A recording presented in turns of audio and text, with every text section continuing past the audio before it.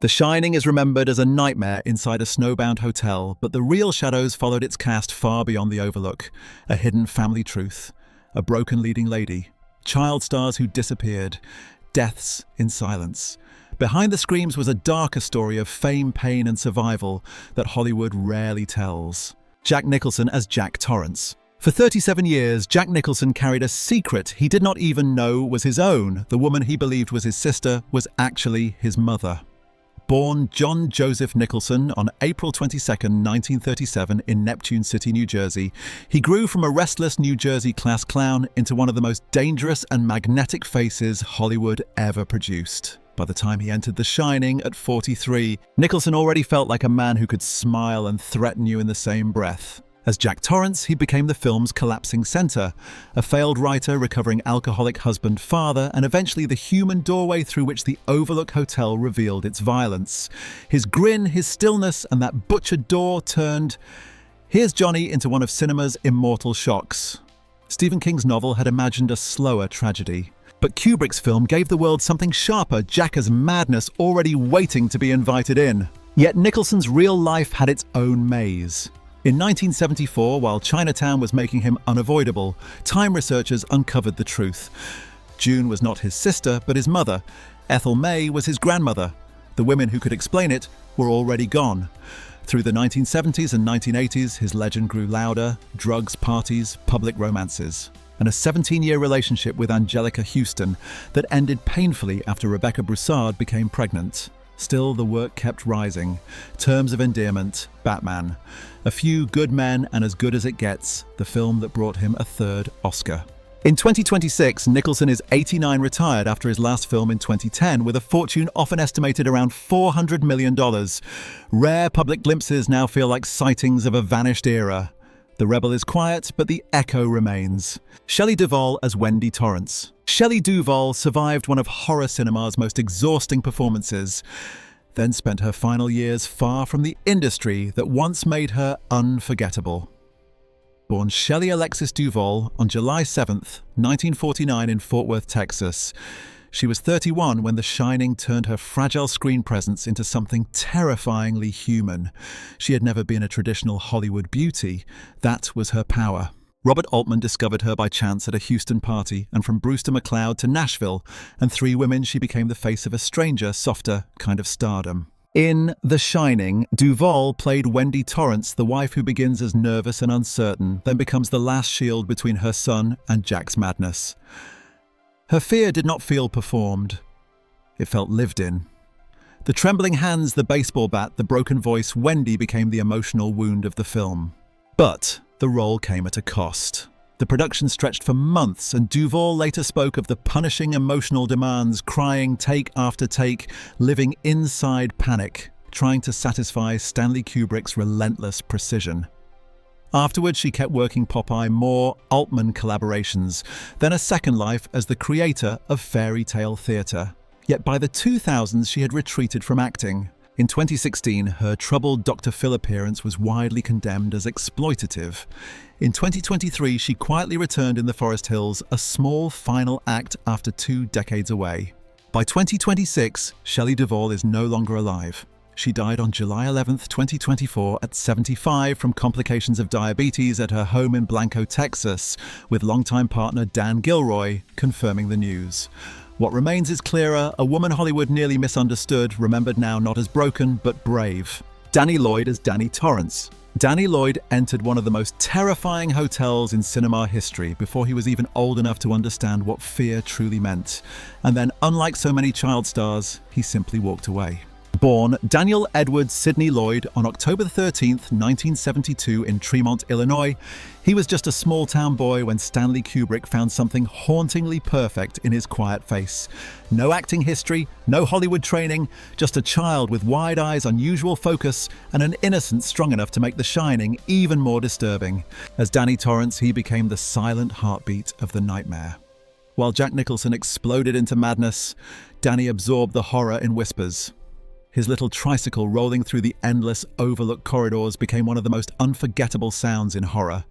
His raised finger became Tony, His frightened eyes became a warning, and the word red rum turned a child's voice into a prophecy of violence. But behind the camera, Kubrick protected him from the darkness. Danny was reportedly told he was making a family drama, not a horror film. He didn't carry the full weight of what audiences would later see.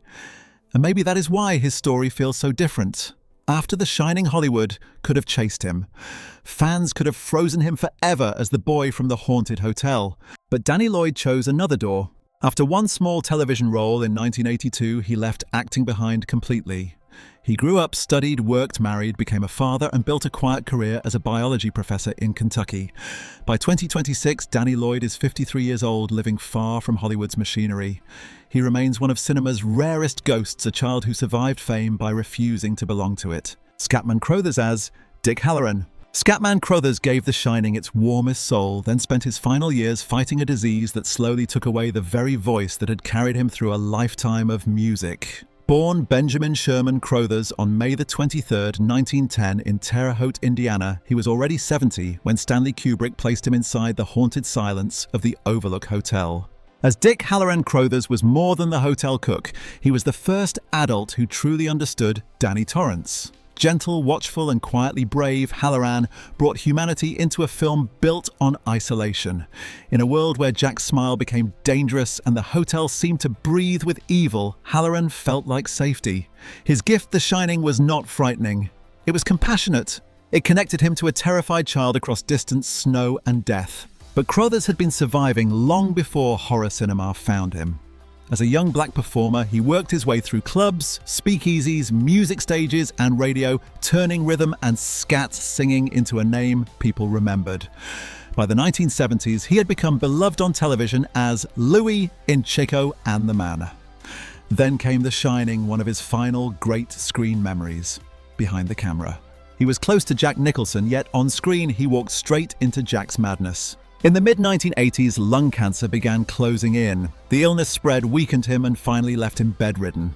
Still, his life was not defined by scandal, but endurance, a 49-year marriage to Helen Sullivan, a daughter, decades of work, and a rare gentleness that never looked manufactured. By 2026, Scatman Crothers has been gone for 4 decades. He died on November 22, 1986, at 76. He once carried lights to Danny Torrance, then quietly let his own fade with dignity. Joe Turkel as Lloyd the bartender. Joe Turkel spent more than half a century standing just outside the spotlight until one ghostly bartender made his silence feel more dangerous than a scream. Born Joseph Turkel on July 15, 1927 in Brooklyn, New York, he came from a working-class Jewish family before entering adulthood through war discipline and SID survival.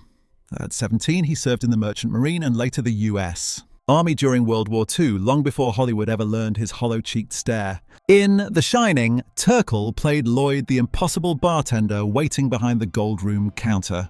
Polite, motionless, almost tender. He never needed to threaten Jack Torrance. He simply listened, smiled, and poured. Lloyd became the Overlook Hotel's temptation in human form, the calm voice that made Jack's relapse feel like destiny. In a film filled with screaming and violence, Turkel's stillness became its own kind of horror. But Joe Turkel's real life carried a quieter sadness. He worked with Stanley Kubrick 3 times, The Killing Paths of Glory and The Shining, yet remained a character actor remembered intensely by cinephiles but rarely treated like a star.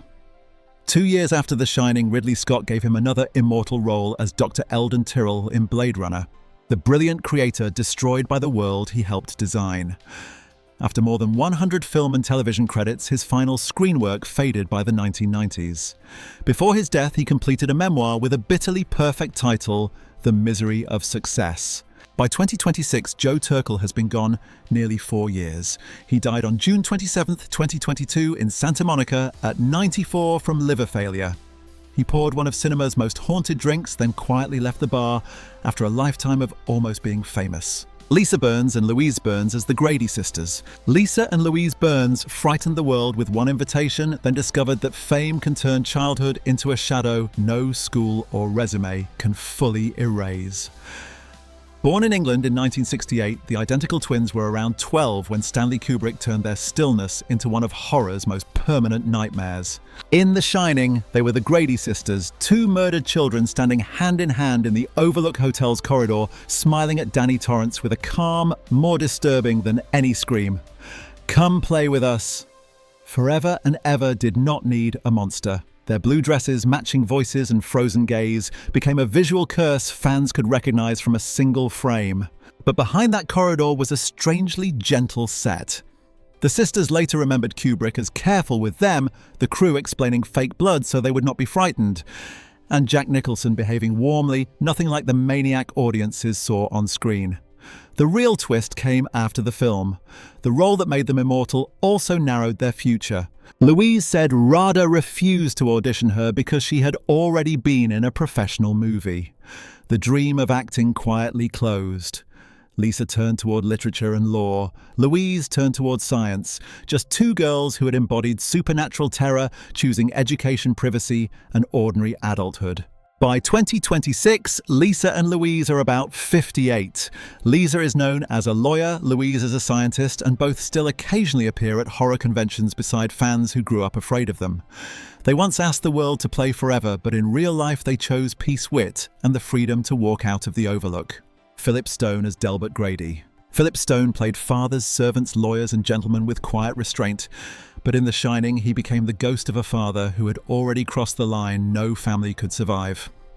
Born Philip Stones on April 14th, 1924 in Kirkstall, Leeds, West Yorkshire, England, he was around 55 when Stanley Kubrick placed him inside the Overlook Hotel's most chilling secret. As Delbert Grady Stone did not need blood on his hands to terrify the audience.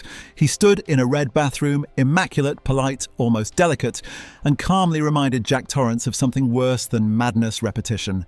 Grady was not just a former caretaker, he was the hotel's memory of domestic violence, the elegant voice telling Jack that cruelty could be inherited, repeated, and called duty. Stone's own life had been shaped by endurance long before Kubrick found him.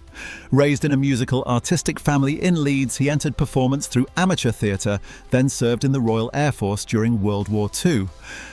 After the war, he began a professional acting career in 1947, only to be interrupted by a serious battle with tuberculosis that forced him away from the stage for years. When he returned, there was something deeper in him. Patience, gravity, a face that looked as if it had survived silence. Kubrick understood that quality.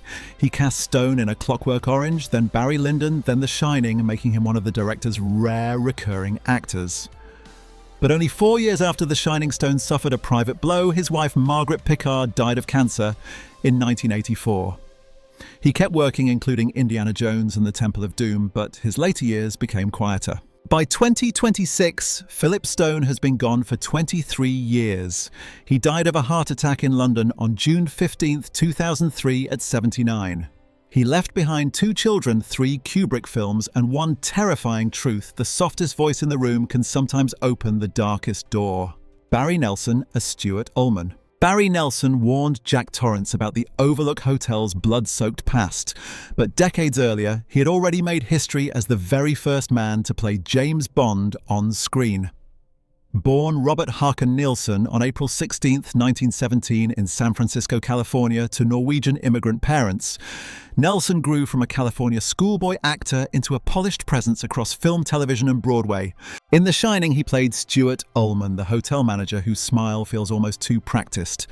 Ullman is polite, professional and carefully controlled, yet every sentence he speaks seems to push Jack closer to the hotel's darkness. When he explains the old Grady tragedy, the caretaker who killed his wife and daughters, he does not scream, tremble or dramatize it. He delivers horror like a business detail. That restraint makes the Overlook feel even more dangerous. But Nelson's own career carried a strange historical irony. In 1954, he appeared in the live television adaptation of Casino Royale, playing an Americanized Jimmy Bond years before Sean Connery made 007 world famous. It should have made him immortal, but the role slipped into trivia, overshadowed by the later Bond empire. Nelson kept working anyway. He moved through MGM Films' Broadway stages, television dramas and supporting roles with the calm discipline of an actor who understood survival better than fame. His first marriage to actress Teresa Shelley ended in divorce. Later, he found steadier companionship with Nancy Hoy, sharing a quieter life between New York and France. By 2026, Barry Nelson has been gone nearly 19 years.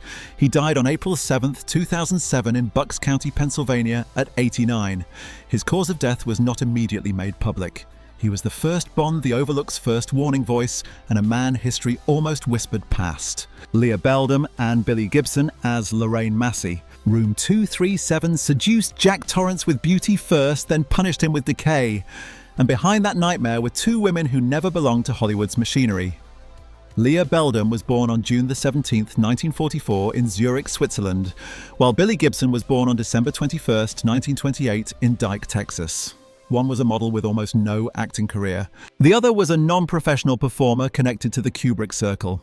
Together, they created one of the most disturbing transformations in horror history, IMDb. In The Shining, Lorraine Massey is not just a ghost in a bathtub, she is temptation rotting in real time. Leah appears first as the silent, beautiful woman who draws Jack closer, turning desire into danger without a word. Then Billie emerges as the decomposing older figure, laughing as the fantasy collapses into disgust. The scene lasts only moments, but it stains the memory like a nightmare the viewer never agreed to keep. What makes their story stranger is how ordinary life became after such an unforgettable image. Beldam had been working as a model in London when the role came to her, and she later remembered Jack Nicholson as friendly and professional during filming. Gibson, whom Beldam recalled as a friend of the Kubricks and not an actress either, performed the grotesque side of the illusion almost as a favour. Neither woman chased a major screen career afterward. Leah moved on from the film world, later known for a quieter creative life, while Billie returned to privacy in Texas. By 2026, both women are gone. Billie Gibson died on July 8, 2012, and Leah Beldam died on August 23, 2021, after a short illness. They left behind almost no filmography, only one door, one bathtub, and a scene that still makes audiences afraid to look too long. Tony Burton as Larry Durkin. Tony Burton was not supposed to become a Hollywood survivor. He had already been a fighter, a convict, and a man forced to rebuild himself before Stanley Kubrick ever placed him near the frozen road to the Overlook. Born Anthony Maybrun Burton on March 23, 1937 in Flint, Michigan, he came from an industrial city where toughness was less a performance than a language. By the time The Shining found him, he was around 42, carrying the body of a boxer and the eyes of someone who had learned consequence the hard way. As Larry Durkin, the garage owner who helps Dick Halloran reach the snowbound hotel, Burton appears briefly, but his scene matters. Durkin is practical, grounded, unmistakably real, a working man in a film where reality is already cracking. His presence reminds the audience that outside the Overlook, ordinary people still exist. Inside it, ordinary help may arrive too late. But Burton's own journey was harsher than any small role could suggest. In the 1950s, he was a Golden Gloves champion and professional boxer. Yet after his fighting career faded, he was convicted of robbery and spent more than 3 years in Chino prison. There, acting exercises helped redirect his life.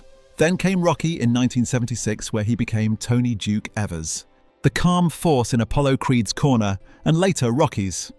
On The Shining set, he even beat Kubrick at chess, a tiny victory over a director famous for control. His final years brought pain. His son Martin died of a heart attack in 2014 at only 43.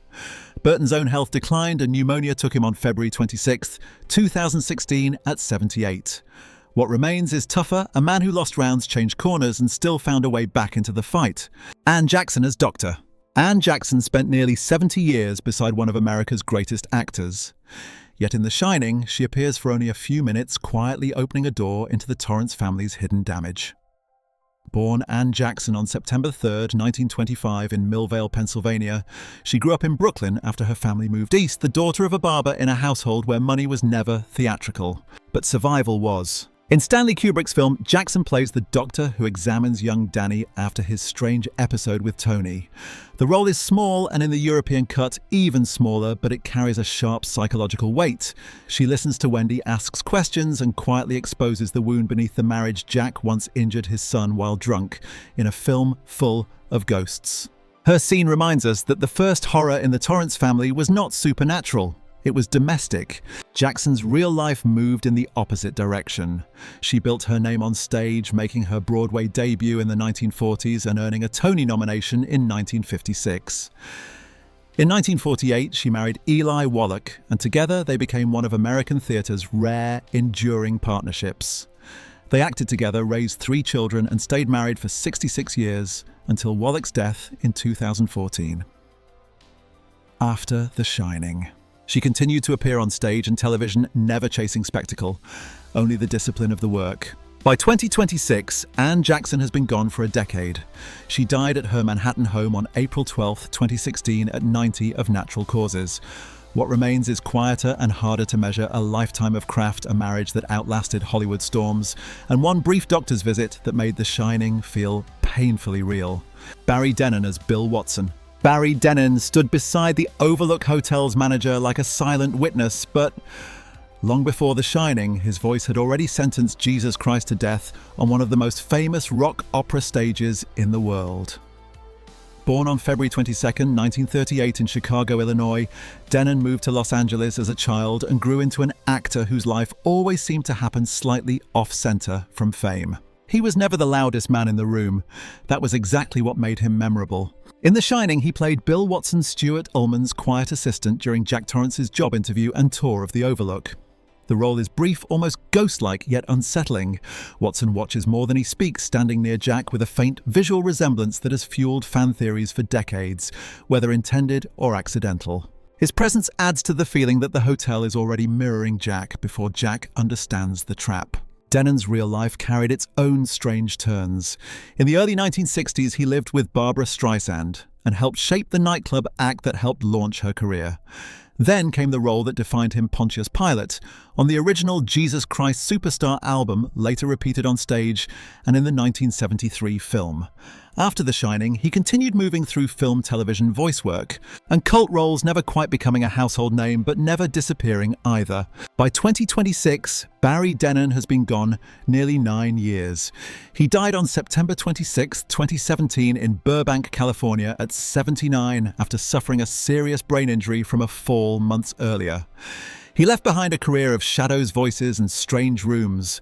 Pilate's Judgment Hall, the Overlook lobby, and the quiet space where unforgettable character actors live forever. Behind The Shining, every face carried a different kind of haunting fame. Silence, loss, survival, and the strange price of being remembered forever for one unforgettable moment. Maybe the real lesson is, this cinema can make people immortal, but it can also freeze them inside a version of themselves the world refuses to let go. So what do you think was the most tragic story behind The Shining? Cast. Shelley Duvall's suffering, Jack Nicholson's hidden family truth, or the child stars who walked away from Hollywood? And which classic Hollywood mystery tragedy or forgotten star should we uncover next on Legends of Classic? Comment below, join the debate. And keep watching because the darkest stories are often hiding behind the most iconic films.